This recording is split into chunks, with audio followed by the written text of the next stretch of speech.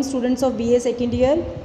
हमारा pride and prejudice novel का 6th chapter देखिए, a pompous proposal. Please open your book, अपनी book open कर लीजिए, उसमें पॉम्पस प्रपोजल लिखा हुआ है, तो उसके बारे में हम पढ़ेंगे। पॉम्पस प्रपोजल में क्या है, देखो जो फर्स्ट पैराग्राफ है, मैंने रीड करके कुछ नोट्स भी इधर उधर लिखे हुए हैं, तो उसी के अकॉर्डिंग मैं आपको पढ़ा देती हूँ।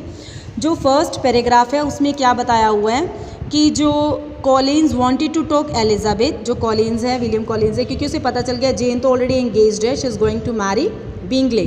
सो कॉलिन्स एलिजाबेथ के साथ बात करने की वो कोशिश कर रहा है।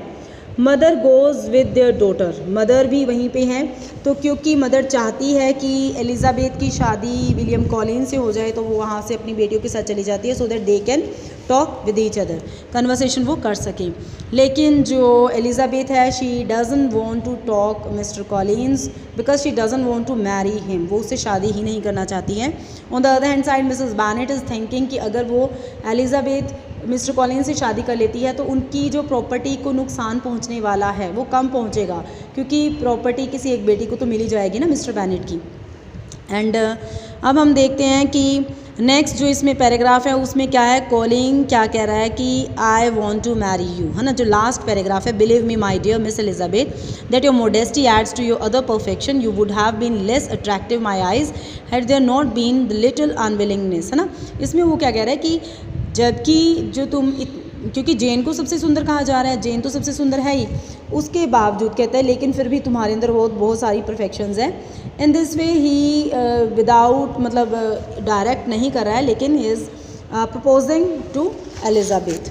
देन 31 पेज पे आप आ जाइए, उसमें क्या हो रहा है, I think it's right thing for every clergyman to set example of marriage in his parish. कहता है कि ये बिल्कुल सही बात है कि एक अच्छी एग्जाम्पल है। कहता है मैं क्यों मैरिज करना चाहता हूँ, क्योंकि एक जो पैरिश है, जो एक प्रीस्ट है, उसे अपनी लाइफ में मैरिज करनी चाहिए। I am sure very greatly to my happiness. Thirdly क्या है, मेरी ये खुशी है। थर्डली क्या है, मैं एडवाइज़ करता हूँ कि नोबल लेडी के साथ मेरी शादी हो।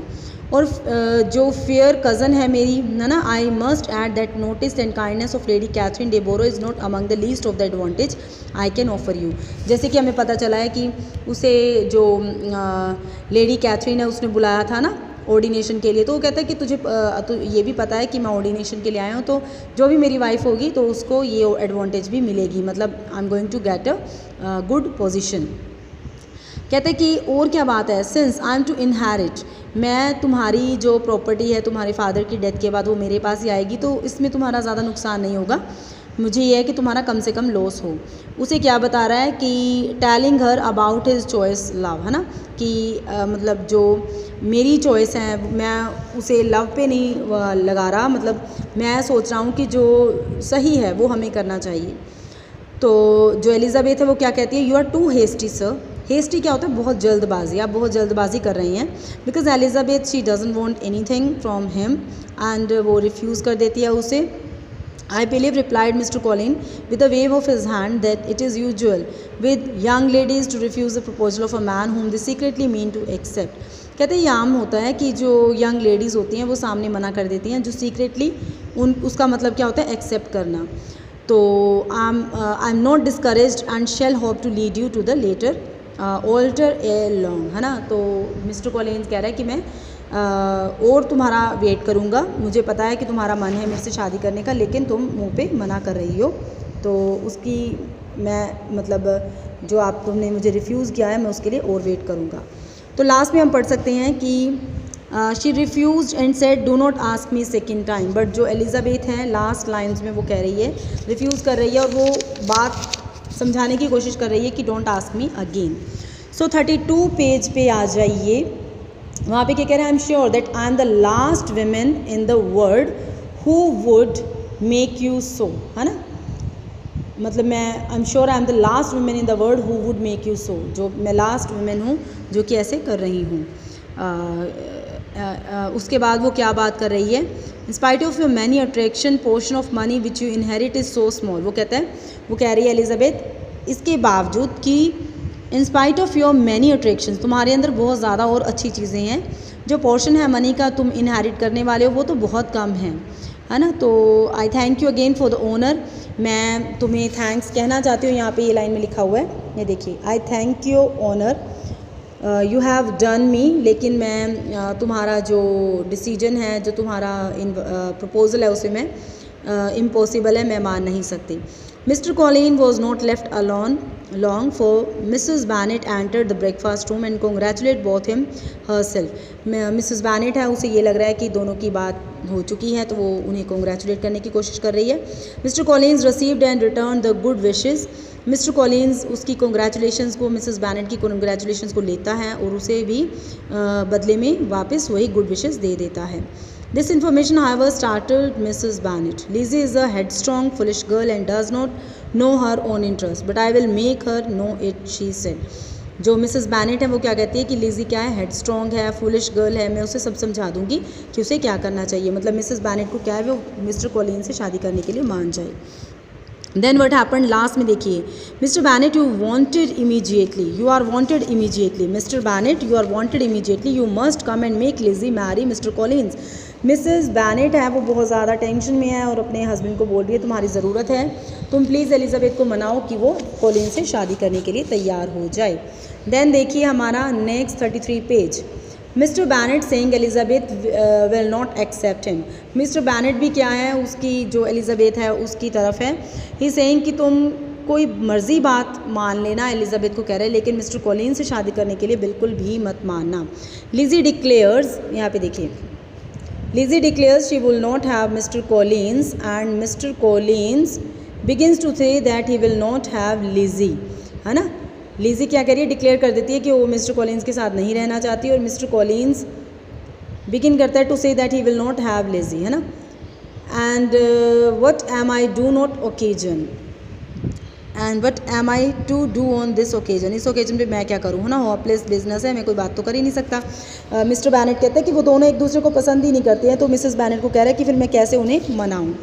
तो एक्चुअली में जो मिस्टर बैनेट है वो इंटरेस्टेड ही नहीं है कॉलिन्स के साथ एलिज़ाबेथ की शादी करने के लिए। तो एलिज़ाबेथ वो सामन टू द लाइब्रेरी, उसे लाइब्रेरी बुलाया जाता है। Come here child said her father, father उससे बात करता है, I understand that mister Colin has made you, mister Colin ने तुम्हें मैरिज के लिए ऑफ़र किया है, ये ट्रू है क्या? तो वो कहती है yes, but on the other hand side he saying कि प्लीज़ तुम उसके साथ शादी करने के लिए बिल्कुल मत मानना, चाहे तुम्हारी मदर है वो तुम्हें फोर्स करे। तो यहाँ से हमें पता चलता है। एंड लास्ट का पैराग्राफ देखिए, your mother will never see you again if, देखो वो कह रहा है ना, यहाँ पे देखो, योर मदर अंडरलाइन किया हुआ है मैंने, will never see you again if you do not marry Mr Collins, तुम्हारी मदर नहीं देखेगी तुम्हें अगर तुम मिस्टर कॉलिन्स से शादी नहीं करती। And I will never see you again if you do, और मैं तुम्हें नहीं देखूंगा अगर तुमने कॉलिन से शादी की। सो एलिज़ाबेथ फंस गई बिल्कुल, क्योंकि वैसे भी एलिज़ाबेथ भी इंटरेस्टेड नहीं है। तो Elizabeth remained firm, Elizabeth firm है अपनी बात पे कि मैं शादी नहीं करूँगी उससे। देन व्हाट हैपन कि mister Collins thinking about the reason of refusal, mister Collins सोच रहा है भी क्या कारण है उसने मुझे क्यों रिफ्यूज़ किया है। देन व्हाट हैपन, फॉर्चुनेटली, किस्मत से, शार्लेट ल्यूकास जो कि एलिज़ाबेथ की फ्रेंड है, came to spend the day with them.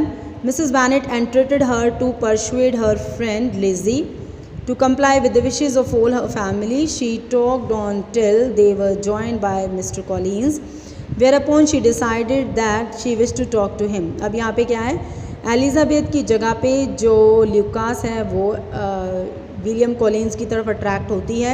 असल में अट्रैक्शन नहीं है दोनों में कोई, लेकिन जो नीड है, जो ज़रूरत है कि एज इतनी हो चुकी है तो उस हिसाब से उनको शादी कर लेनी चाहिए। तो एलिज़ाबेथ भी थोड़ा सा वो कर रही है कि नहीं मैं यहाँ नहीं करना चाहती, लेकिन ये दोनों क्या है अपनी ज़रूरत के अकॉर्डिंग मानते हैं। तो Elizabeth, Jane and Kitty left, immediately छोड़ के चले जाते हैं। Charlotte help by Mr Collins polite inquiries about her family, तो शार्लेट क्या कर रही है, मिस्टर कॉलिन उससे इंक्वायरीज कर रहा है, उसकी फैमिली के बारे में पूछ रहा है। After these were replied she walk to the window and pretended, show कर रही है not to hear, while Mr Collins stiffly inform Mrs Bennet that he was quite resign to being rejected by Elizabeth and would withdraw his offer of marriage, है ना, वो अपना जो उसने offer किया है एलिज़ाबेथ को वो वापस ले लेगा। तो ये हमारा 6 चैप्टर कंप्लीट हो गया है। 7 चैप्टर देखिए, शार्लेट्स डिसीजन। एक्चुअल में ये भी मैं सोच रही थी आपको पढ़ा दूँ, चलो नेक्स्ट वीडियो में हम ये करेंगे। Thank you students, thank you very much.